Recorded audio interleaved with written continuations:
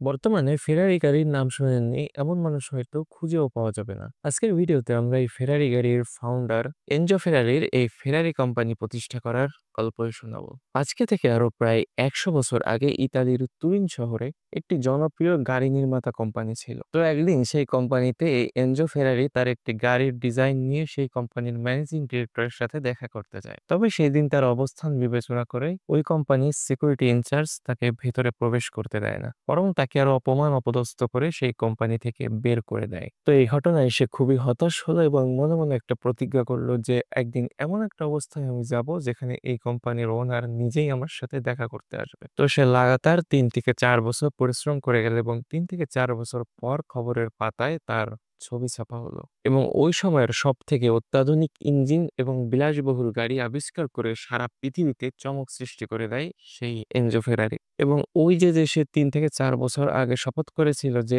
এই কোম্পানির ওনার একদিন আমার সাথে দেখা করতে আসবে এবং সেটা সত্য হলো। ওই কোম্পানির ওনার একদিন তার সাথে সত্যি দেখা করতে আসলো এবং বলল যে আমাদের কিছু ডিজাইন দিয়ে যদি আপনি সহযোগিতা করতেন। তো ওইদিন উনি বলছে যে that day you push me out, you did not reject me, you released the Ferrari inside me. অর্থ, ওইদিন আপনি আমাকে শুধুমাত্র বের করে দেননি, বরং আমার ভেতরে থাকা প্রতিভাকে জাগ্রত করতে সহযোগিতা করেছেন। অর্থাৎ এই গল্প থেকে আমরা এই শিক্ষা পাই যে হতাশাগ্রস্ত হয়ে কখনো হাল ছেড়ে দেওয়া উচিত নয়, বরং আরো তীব্র থেকে তীব্র গতিতে নিজের স্বপ্ন বাস্তবায়নে এগিয়ে যাওয়া। আর যেটাই করেছিল এনজো ফেরারি। তাই আজকে ইতালির বিশ্ববিখ্যাত ব্র্যান্ড হয়ে উঠতে পেরেছে তার ফেরারি গ্রুপ।